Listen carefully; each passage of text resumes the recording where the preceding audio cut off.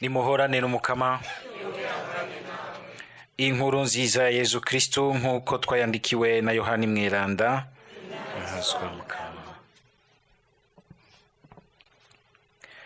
Muri irya minsi Yezu yabariye abayahudi ati, jewe ndi wa mukate w'ubuzima, unyegereye ntazoba gisonza, kandi unyemeye ntazoba kinyotegwa. Ariko ndababwiye, mwambonye yamara ntimwemera. Ico data yampaye cose kizonyegera, vyongeye uwunyegereye wese sinzomuta hanze, kuko ntavuye mw'ijuru ngo nkore ico nishakiye, navuyeyo nyabuna ngo nkore ico wantumye ashaka. Nuko ntogira uwo ntakaza mu bo yampaye bose, ndabazure nyabuna ku munsi w'imperuka. Kuko ico data ashaka ari uko uwubonye mwana akamwemera yoronka ubuzima budahera, nanje nyene nkazomuzura ku munsi w'imperuka. Dushimagize iyi nkuru nziza ya Kristo.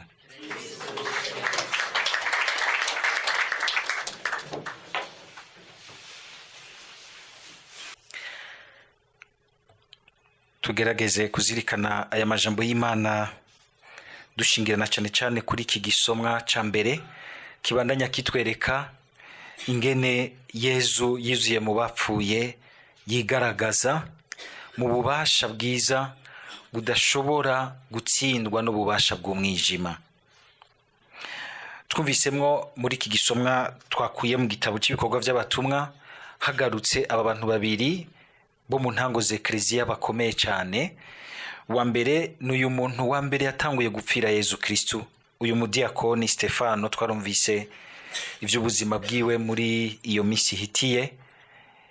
Hanyuma uyu munsi naho turumvise uwundi nawe muri b'abadiakoni nyene batogwa kumwe na Stefano mu ntango z'Ekleziya, uyu Filipo bamutuyagiye bamutwereka nk'ubandanije ubutumwa bwa Stefano. Mugabo bari kumwe na ba Stefano bagitogwa ubwa mbere, batoye kugira ngo baringanize ibijanye n'ivyo gutabarana, ivya Caritas. Gira niho Caritas yatangura.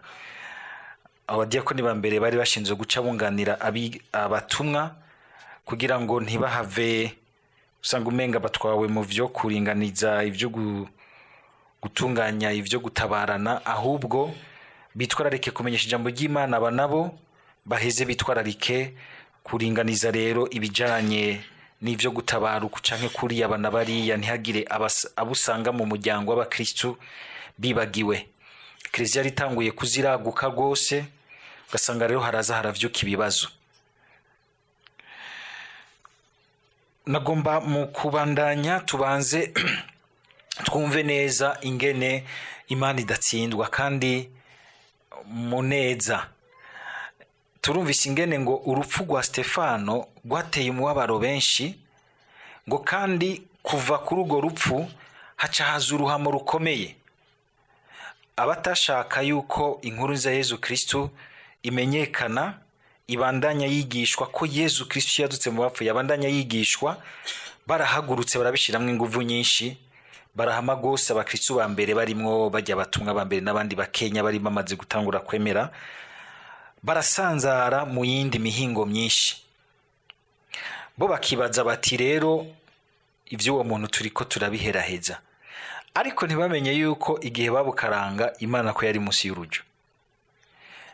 Iki cyaho nyene aho bibajije ko bagire bazimanganye iryo zina n'iryo jambo mu gusanzaza abo ryavugiramwo, bigaca bituma Imana ibaherekeza iyo basanze ariyo bagiye, ikabaherekeza bagaca baridomeka aho bageze hose. Ntibahunga nka kumwe tumenyereye impunzi baca bagenda ahantu bakiyugumbira bakarindira bagira neza baza kubatabara. Barumva ahubwo nibo bafise ubugira neza, nibo bafise ubugira neza, bari mu ijambo rikomeye badashobora kwigumizamwo bonyene, bagaca barimenyesha aho bashitse. Nibitwumvise rero na Filipo ahageze ahunga urwo ruhamo akabandanya amenyesha ijambo ry'Imana, akumva ingene ubwo bubasha bumutumirira kurengera iby'uruhamo, akabandanya avuga ingene Yezu ari muzima. Tugire Kristo. Kumbure twokwiteze yuko Yezu yazutse mu bapfuye, ingene tugwe twobishaka tugira tuti agaragare ngaha, ahagarika uruhamo, twoye guhunga, ahubwo dukomere, abari twebwe iyo tuvuze ibintu byose bice byumvigwa. Mugabo suko Yezu yabigize, akemera gaca muri ubwo bube gito bw'abahama ijambo ryiwe, akahakurikiza, agaca muri uyo mwijima wakora muri abo bantu, akugurira umuco abandi, agaca mu mubabaro abo bantu bagombye gusuka mu bakristo ba mbere, ahubwo nabo bakagenda bakagwiza akanyamuneza iyo basanzariye. Mwumvise ngo igisagara cyose cyari mu kanyamuneza. Tugire Kristo. Ubwo wewe nk'umenyesha inkuru nziza muri Radio Maria, aho uri urahasiga akanyamuneza, urahasiga akanyamuneza. Ururimi rwawe ruravuga ibitanga akanyamuneza, iforo yawe, igihagararo cyawe, ukungene winjira mu migenderanire n'abandi, birabasigamwa akanyamuneza k'Imana. Atari akanyamuneza womenga ni kamwe k'umuntu atwenga 28 yose ukayabona hanze, ashobora gutwenga igitabura munwa mugabo atakanyamuneza afise umutima. Umuntu wumva ko ahumeka, iyo avuze ukumva ko arivuga amajambo ari mu buzima, akuravye ukumva yuko ahubwo aguteye ingoga zukumva wobaho unezerewe n'icubereyeho.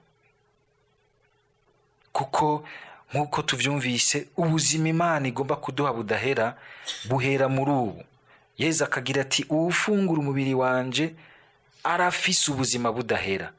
Tuvuga ngo azoronka ubuzima budahera niyava muri ubu nyene, aya mango nyene amwakiriye arimwo ubuzima budahera. Ngo bitaye ko rero ngo niyamara kuva muri ubu buzima azomusesekariza amuronse ubuzima budahera. Nibwo rero bwari muri abo bigishwa ba mbere. Dusabe natwe kugira ngo ijambo twakiriye, ijambo twamaturiko turakira, inyigisho twakira y'iryo jambo ry'Imana ntibe nk'ibintu menga na madisku, ntibe nk'uko umenga ni nka bimwe by'abantu ngaho hanze bafata amajambo. Oya, ni ijambo ry'Imana, tukajyakirana umutima wo kurireka ngo riheze natwe, ridusasagazemo ako kanyamuneza, duheze tuba ibimenyetso bizana akanyamuneza n'igihe twebwe twaba tubabaye. N'igihe twaba tubabaye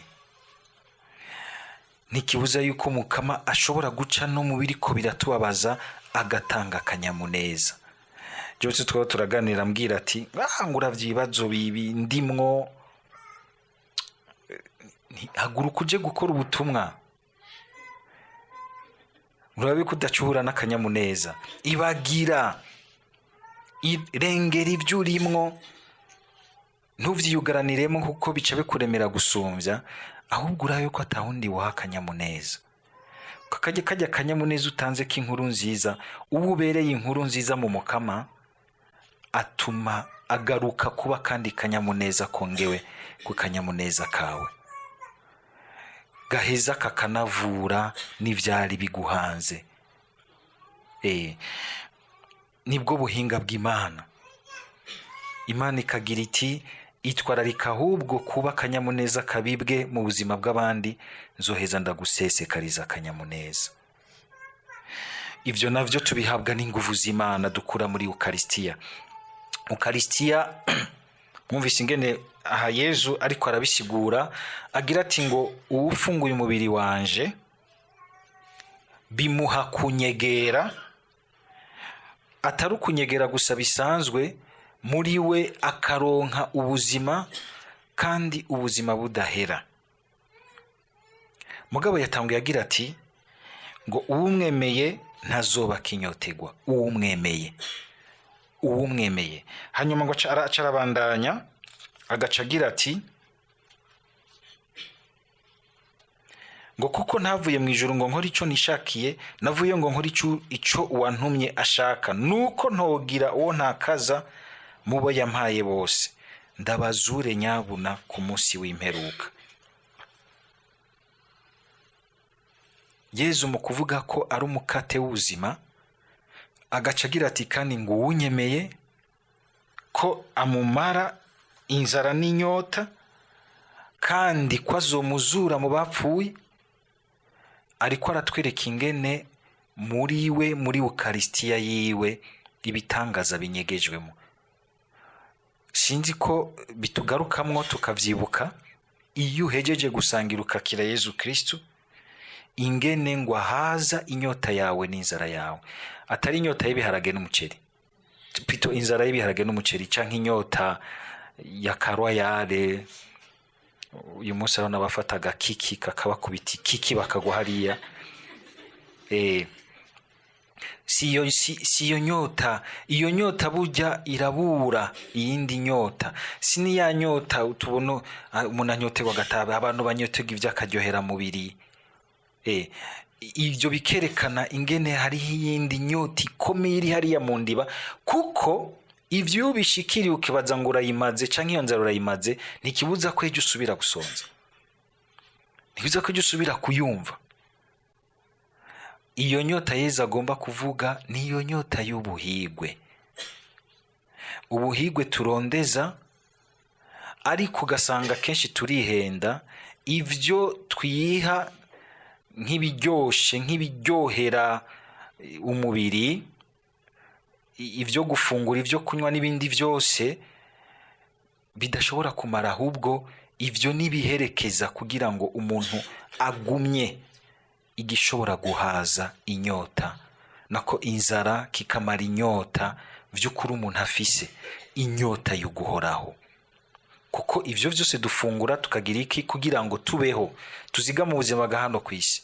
Ariko Yezu akatwumvisha yuko muri Ukaristiya uretse ko idufasha kuziga mu buzima bwiza hano kw'isi, katuzigama mu ngingo y'Imana, iratwugururira n'ubuzima budahera. Hamwe rero duhazwa yanzara n'inyota vy'ubuzima, ubuzima budahera. Igihe cyose tuje kwakira Yezu Kristo mu Ukaristiya, tukamusaba tuti duhe ushikire ya nyota yacu, yanzara dufise yo guhigwa, tumenye aho turonderera ubuhigwe mu kukwemera no mu kukwizigira, ntiduhushagirike ngo tuburondera hatariho. Kujya tubwira ngo ni jewe ndi nzira, ukuri n'ubuzima. Ayo majambo arafatanye. Yezu ni inzira, inzira y'ukuri gushikana mu buzima. Ushaka gushikira ubuzima kandi ubuzima budahera, gushikira guhaza ya nyota y'ubuzima budahera, ca kuri Yezu Kristu mu kuri kwiwe, ukugira inzira y'ubuzima bwawe. Ko kenshi vyama bitugora, dutakarira aho hagati na hagati, turipfuza ubuzima budahera, ariko ugasanga inzira ujana kugira ngo uzubushikire niyigoye. Bero ugasanga na shetani idutegereraho mu nzira. Twese turi mu icifuzo cy'ubuhigwe, ariko hagahigwa rero uwafata inzira y'ubuhigwe, inzira y'ukuri kwa Yezu Kristu, ikazomushikana mu buhigwe budahera. Ni vyiza mbere yuko uyu munsi na kado ikomeye igiheza tuyagira amajambo nkaya, ari uko twomusaba kado nziza yuko igihe tuzojabuka tuva muri ubu buzima. Sinzi ko murabona umuntu ajabutse ahejeje gusangira, muramaze kumubona? Umwe ubona aragiza amahigwe, arasangiye imbere yuko acikana. Nta ciza nk'icyo. Murasabira na Imana ntizibinyime, tugire Kristo.